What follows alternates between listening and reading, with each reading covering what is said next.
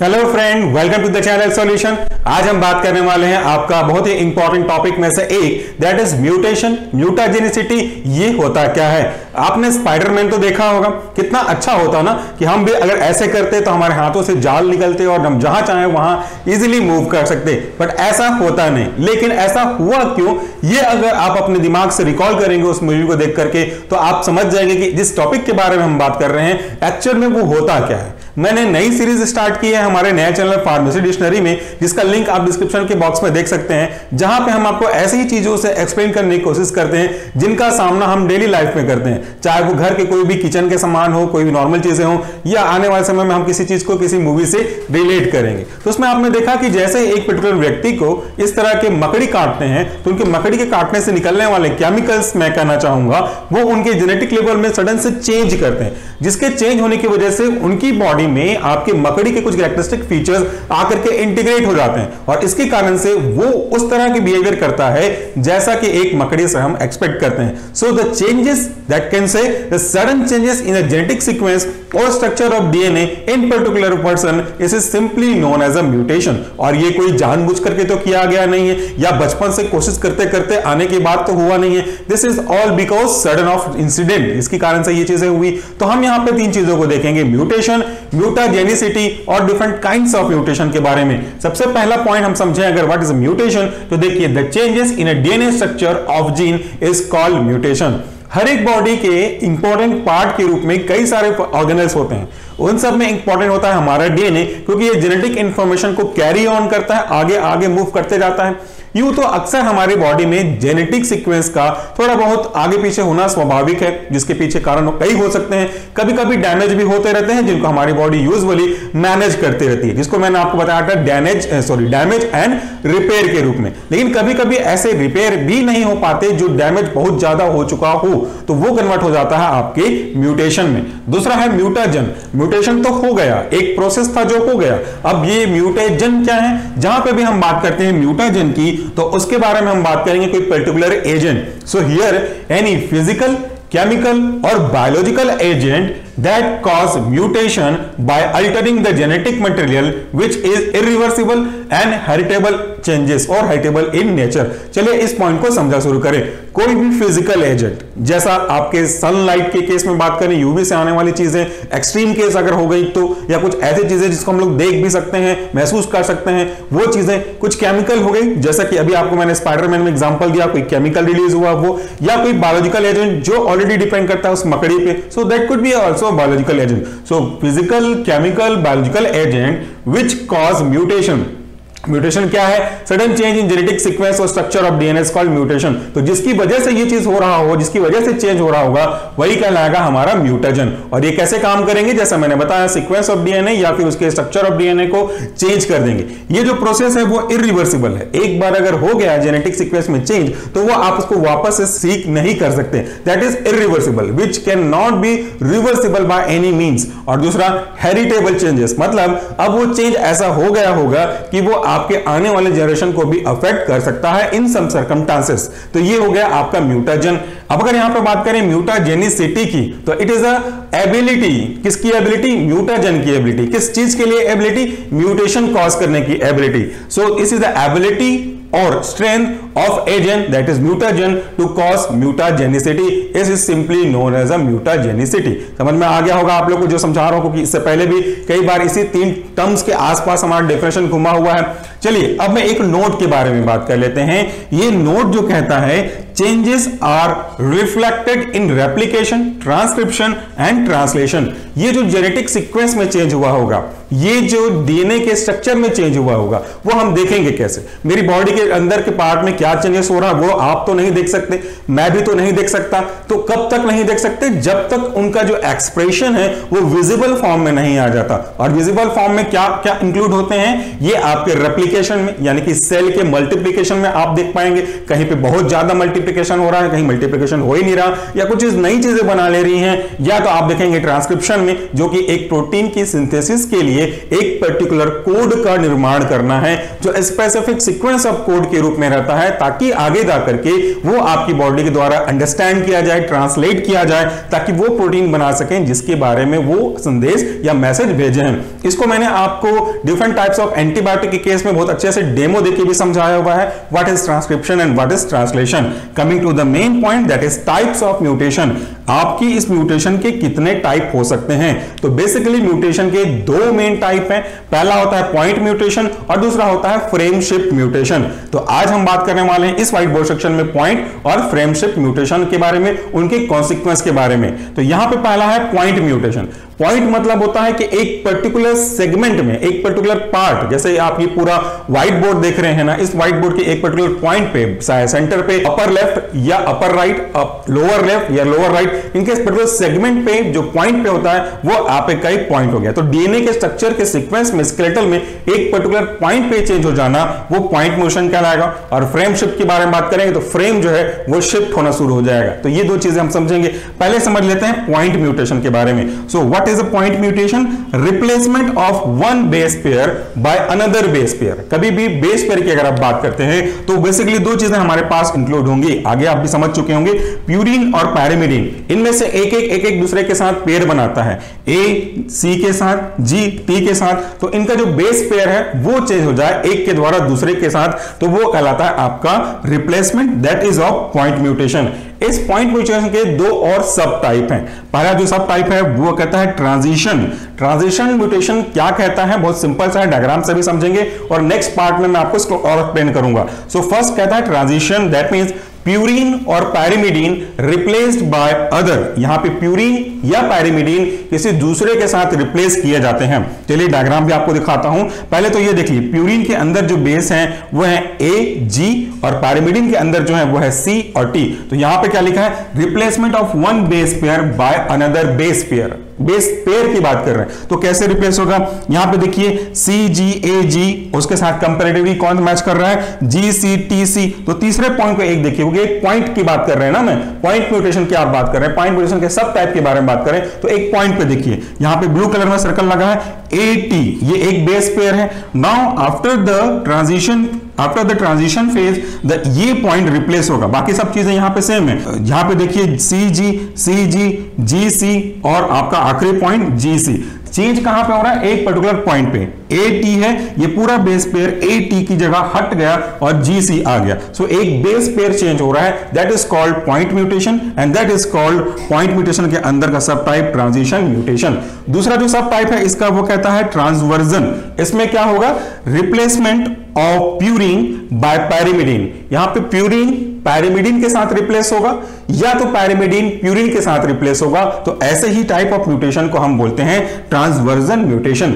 इसका एक्सप्रेशन यहां पे देखिए, यहां पे क्या हो रहा है? ये सी जी ए जी जी सी टी सी, ये कंप्लीटली बेस पेयर बना हुआ है। यहां पे भी देखें पॉइंट अभी भी पॉइंट का ही टाइप है। इस पॉइंट पे देखिए ए टी किसका है? ये ए प्यूरिन का और टी आपका पैरिमिडीन का, ये दोनों बेस पेयर बनाए हुए हैं। तो ये आपस में जगह को चेंज कर लेंगे। देखिए क्या कह रहा है? प्यूरिन पैरिमिडीन से, तो एक पार्ट प्यूरिन का है, एक पार्ट पैरिमिडीन का है, तो ये इसकी जगह वो उसकी जगह बदल जाएगा। सिंपल सा एक्सप्रेशन ए टी। अब आखिरी में देखिए सब कुछ तो इसका जो स्केलेटल है वो सेम है। तीसरे पॉइंट पे बस फोकस करिए, ए टी है तो इसकी जगह क्या हो गया? टी ए, मतलब ये टी ऊपर गया और ए यहां से नीचे आया, तो इसके कारण से जो बना वो आपका ये है। तो यहां से ट्रांसवर्जन हो रहा है यहां पे। तो इस तरीके से हम इस चीज को समझ सकते हैं, प्यूरिन की जगह पैरिमिडीन या पैरिमिडीन की जगह प्यूरिन चेंज हो रहा है। अभी बात करने हैं हमको फ्रेम शिफ्ट म्यूटेशन के बारे में, फिर हम दोनों के कॉन्सिक्वेंस के बारे में हल्का फुल्का देखेंगे। तो चलिए मूव करते हैं सेकंड व्हाइट बोर्ड सेक्शन में। वीडियो थोड़ा लंबा होगा, कृपया पेशेंस रखिएगा। तो चलिए इस वाले व्हाइट बोर्ड सेक्शन में हम बात कर लेते हैं आपके दूसरे और main type of mutation, that is frame shift mutation का। यह आपको आपके नाम से समझाने की कोशिश कर रहा है कि एक्चुअल में इसमें होता क्या होगा। म्यूटेशन का मतलब तो होता है सडन चेंज इन सीक्वेंस या structure of genetic material, that is DNA और जीन। तो यहां पे आप देखेंगे फ्रेम शिफ्ट मतलब इसके जो पूरा एक फ्रेम होगा हमारे पास, different number of base pair होंगे। उस बेस पेयर में या तो एक एक्स्ट्रा बेस पेयर आके जुड़ रहा होगा, एक से अधिक भी जुड़ सकते हैं, या तो उसमें से कुछ बेस पेयर निकल रहे रहे होंगे, तो वहां पे फ्रेम जो है वो एक तरफ आगे एक तरफ पीछे शिफ्ट हो रहा होगा, that is why it is known as a frame shift mutation. तो सबसे पहले मैं इसके डेफिनेशन को पढ़ दूं, ये डायग्राम आप देखते रहिएगा तब तक जो स्ट्रक्चर बना हुआ है, फिर मैं आपको एक लाइव डेमो दिखा के समझाने की कोशिश करूंगा। सबसे पहले इसके definition, when one or more base pair is inserted in or deleted from the DNA and changing and causing the insertion mutation or deletion mutation। तो जैसा कहा मैंने कि आपके इस सीक्वेंस में, इस फ्रेम में एक बेस पेयर या एक से अधिक बेस पेयर आके जुड़ रहे होंगे या वहां से निकल रहे होंगे, तो इस तरह से ये म्यूटेशन फ्रेम शिफ्ट कहलाएगा। अगर आके ऐड हो रहे हैं तो आने के कारण से, ऐड होने की वजह से ये इंसर्शन कहलाएगा, और इसमें से अगर रिमूव हो रहे हैं, डिलीट हो रहे हैं, तो वो डिलीशन म्यूटेशन कहलाएगा। तो मैं आपको समझाता हूं सिंपल सा एक्सप्लेनेशन। ये देखिए मेरे पास एक फ्रेम है, थोड़ी देर ये मान के चलते हैं, जैसे इसमें काउंटिंग देखिए 1 2 3 4, मेरे पास भी 1 2 3 4 यहां पे बेस पेयर के ब्लॉक्स हैं, फ्रेम्स हैं। इसमें दो चीजें पॉसिबल हैं, एक इंसर्शन और एक डिलीशन। इंसर्शन मतलब क्या होगा, ये एक एक्स्ट्रा बेस पेयर जो यहां पे आप देखने वाले हैं, this is an extra base pair, तो ये आकर के इस पे ऐड हो रहा है। तो पहले 4 थे और आप काउंट कीजिए 1 2 3 4 5, तो ये यहां पे एक एक्स्ट्रा आ गया, that is why it is called insertion. अब यहां पे इंसर्शन का एग्जांपल भी समझाऊंगा, फिर भी आप काउंट करें तो 1 टू लेकर के 5 तक है, तो ये हमारा इंसर्शन हो गया। अब ये नॉर्मल फिर से देखते हैं, नॉर्मल 4 था, वापस से मैं इसको 4 कर दिया हूं। दूसरे केस में, दूसरे टाइप में क्या हो रहा है, डिलीशन, एक चीज यहां से हट रही है, तो मैं एक यहां से हटा दूं, तो अब मेरे पास कितना बचा मेन पेयर में, 3, यहां पे देखिए 3। तो दो तरह के हो सकते हैं, या तो एक एक्स्ट्रा ऐड हो या तो एक रिमूव हो जाए, तो ये कहलाएगा आपका different types of frame shift mutation. अब इस डायग्राम को लेकर के समझने की कोशिश करते हैं। दिस इज सिंपल एग्जांपल, यहां पे डिफरेंट बेस पेयर का एक सेट रखा हुआ है, फ्रेम बना हुआ है 1 2 3 4। यहां पे आप करस्पॉन्डिंगली देख सकते हैं, C के साथ G, G के साथ C, A के साथ T और G के साथ C। जस्ट फॉर एग्जांपल की अगर मैं बात करूं तो ये आपस में फ्रेम है, 4 रखे हुए हैं। दो तरह के हमारे पास फ्रेम शिफ्ट म्यूटेशन होंगे। तो पहला इंसर्शन, मतलब एक चीज ऐड होगा, तो ये जब इंसर्शन होगा तो हमारे पास क्या बन के आएगा फ्रेम, ये काउंट करिएगा, 4 है, यहां पे 5 हो रहा है, सब कुछ यहां पे सेम टू सेम है, जो बेस यहां पे है, जो बेस पेयर यहां पे है, वो भी वहां पे है, बस एक चीज एक्स्ट्रा आकर के बीच में जुड़ गई है, वो है T और A का कॉम्बिनेशन, इसीलिए मैंने यहां पे प्लस साइन लगाया हुआ है। तो इस पूरे फ्रेम में, 4 के फ्रेम में 5वां आके इंसर्ट हो रहा है, इस तरीके से यहां पे आ रहा है, that is called insertion mutation. इसी के रेस्पेक्ट में दूसरा अगर आप देखेंगे दैट इज डिलीशन म्यूटेशन, तो वहां पे 1 2 3 4 है और यहां पे देखिए 1 2 3 है, एक बेस पे यहां से जा चुका है, देखिए C और G, C और G यहां पे है, G और C, यहां पे G और C है, उसके बाद A और T है, तो यहां पे A और T आपका है नहीं, और यहां पे G और C है, तो यहां पे इसका उल्टा भले हो गया C और G, लेकिन यहां पे AT जो था यहां पे वो AT अब जा चुका है। So this is called deletion mutation, जो कि अब डिलीट हो गया है। ये है हमारे सिंपल सा expression regarding frame shift mutation. अब अगर मैं बात करूं कंसीक्वेंस ऑफ पॉइंट म्यूटेशन, जिसका हमने पिछले सेक्शन में देखा हुआ था, ये इसके कॉन्सिक्वेंस की अगर बात करें तो कितने सब टाइप होते हैं। ये फ्रेम शिफ्ट का था, वापस से आपके पॉइंट म्यूटेशन पे आएगा जो कि इंपॉर्टेंट है। तो इसके अकॉर्डिंगली हम 3 तरीके से म्यूटेशन को, पॉइंट म्यूटेशन को और एक्सप्लेन कर सकते हैं। कॉन्सिक्वेंस को होने के चांसेस को मैं कहना चाह रहा हूं 3 तरीके से समझा सकते हैं। पहला होता है साइलेंट, दूसरा होता है मिस सेंस और तीसरा होता है नॉनसेंस। सबसे पहले से स्टार्ट करते हैं, दैट इज साइलेंट। साइलेंट मतलब क्या होता है, कुछ चीज इतनी सावधानी से, इतनी सावधानी पूर्वक धीरे से हो जाए कि आपको पता ही ना चले। जैसे मैं आपसे बात कर रहा हूं, पीछे से कोई साइलेंटली कुछ भी बात करके चला जाएगा जिससे मुझे सुन नहीं पाऊंगा, तो वो साइलेंट कहलाता है। और जब कुछ चीज पता ही ना चले तो उसके ऊपर या उसका क्या इफेक्ट लिया जाए, दैट इज नॉट पॉसिबल। तो यहां पे देखिए साइलेंट म्यूटेशन क्या कहता है, the code containing the changed base may code for the same amino acid. अगर मैं किसी एक पर्टिकुलर कोड को किसी दूसरे पर्टिकुलर कोड से चेंज करता हूं, उसकी जगह कुछ और डालता हूं, जैसे मान लीजिए मेरे पास ये है, ये रेड का चेंज है, इसको रेड को मैं हटा करके इसकी जगह ग्रीन डालता हूं, तो इसके चेंज करने से आपके जो बेसिक पेयर का मतलब था, काम करने का तरीका था, जो अमाइनो एसिड बनाने की प्रोसेस थी, वो चेंज नहीं होगी। यहां पे दोबारा देखिए, the change base may code, जो आप चेंज कर रहे हैं वो भी वही कोड करेगा जो पहले आप चेंज करने से पहले बना रहा था, वही करेगा। May code for the same amino acid. Example की अगर बात करें तो यहां पे और क्लियर हो जाएगा। एग्जांपल बहुत इंपॉर्टेंट है, अगर UCA ये कोई कोड है, सेट ऑफ कोड है UCA, इस ए पे थोड़ा फोकस करिएगा, आखिरी जो कोड है वो है ए। तो UCA कोड कर रहा था सेरिन के लिए, अगर UCA मिलता तो वो आगे जाकर के अमाइनो एसिड के रूप में आपका सेरिन बनाता, लेकिन M change in third base pair. अब इसके ए को मैं यहां पे यू से चेंज कीजिए, UCA था तो अब ये UCU है, यू से मैंने चेंज कर दिया। अब ये चेंज करने के बावजूद भी ये वही चीज बनाएगा जो पहले बन रहा था, दैट मींस सेरिन। तो यहां पे सेरिन ही बनाएगा, भले आप उसके एक सेट को चेंज कर दें। So therefore there is no detectable effect, इसके कारण से आप इसको पता नहीं कर पाएंगे। ये है आपका साइलेंट म्यूटेशन। चलिए मैं अब आपको एक लाइव डेमोन्स्ट्रेशन दिखाता हूं, मैं समझाने की कोशिश करता हूं।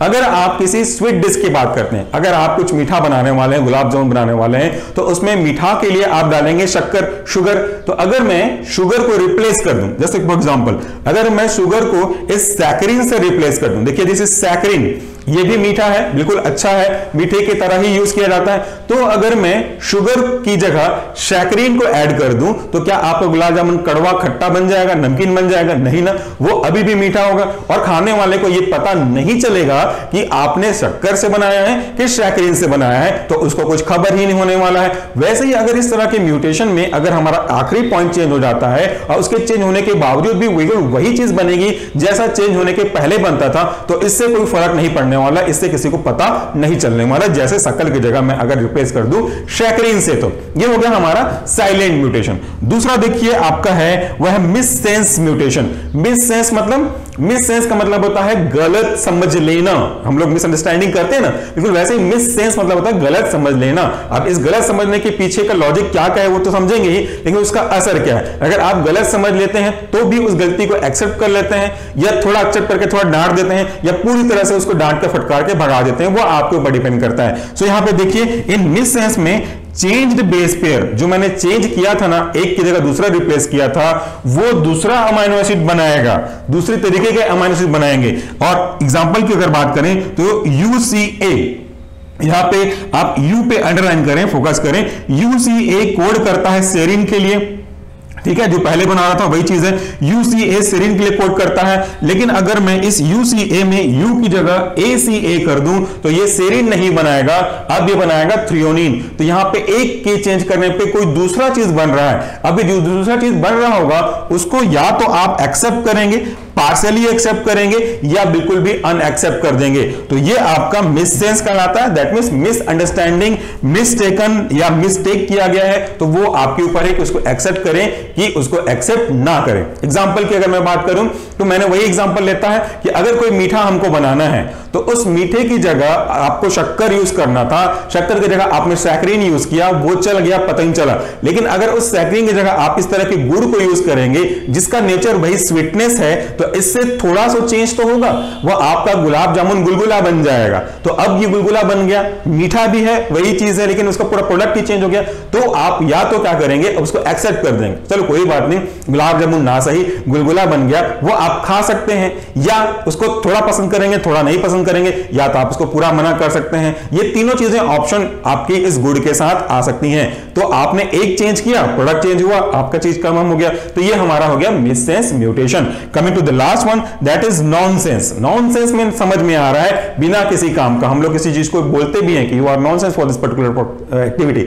सो नॉनसेंस मतलब अगर वो चेंज ऐसा है कि वो चेंज पूरा ड्रास्टिकली चेंज कर देगा, वो पूरा टर्मिनेट कर देगा, वो कोई भी एक्सेप्टेबल होगा ही नहीं, पूरे चीजों को डिस्ट्रॉय करके रख देगा, दैट इज कॉल्ड अनएक्सेप्टेबल, और ये टर्मिनेशन कहलाएगा। अब इसको कैसे समझें, ये देखिए मेरे पास तीसरे बॉल में सॉल्ट रखा हुआ है, मैंने आपको बहुत पहले आपको एग्जांपल होगा याद किया होगा, मैं बताया था कि कैसे रिप्लेस करते हैं सिमिलैरिटी की वजह से।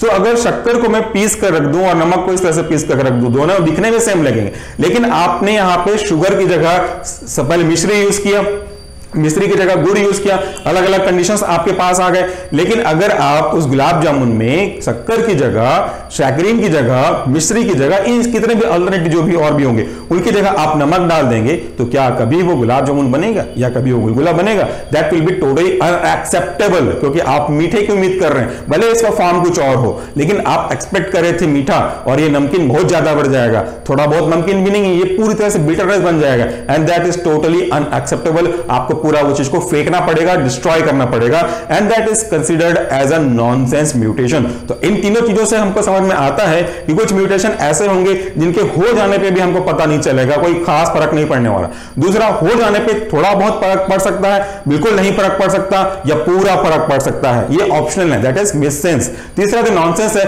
उसके होने से पूरा फर्क पड़ेगा, पूरा जो चीज आपका टर्मिनेट हो जाएगा, डिस्ट्रॉय, डिस्ट्रक्ट, टर्मिनेट काम कर सकता है। तो ये डिफरेंट टाइप्स ऑफ म्यूटेशन थे, मैंने आपको इसको समझाने की कोशिश की। तो इसके साथ ये जो म्यूटेशन वाला टॉपिक था यहीं पे कंप्लीट होता है। इस टॉपिक का जो रेफरेंस है इसे मैंने लिया है सत्यनारायण की बुक से, और ये आपको बायोटेक्नोलॉजी की पॉइंट से मिलेगा। तो बायोटेक्नोलॉजी की जो यू सत्यनारायण की बुक है उसे आप प्रीफर कर सकते हैं। अगर आपके पास बुक नहीं है तो थोड़ी देर बाद मैं यहां से हट जाऊंगा, आप इसका स्क्रीनशॉट ले सकते हैं। So friend, that's all for the day. Thank you very much for watching this video. नमस्कार। Please do take care of yourself. Thank you.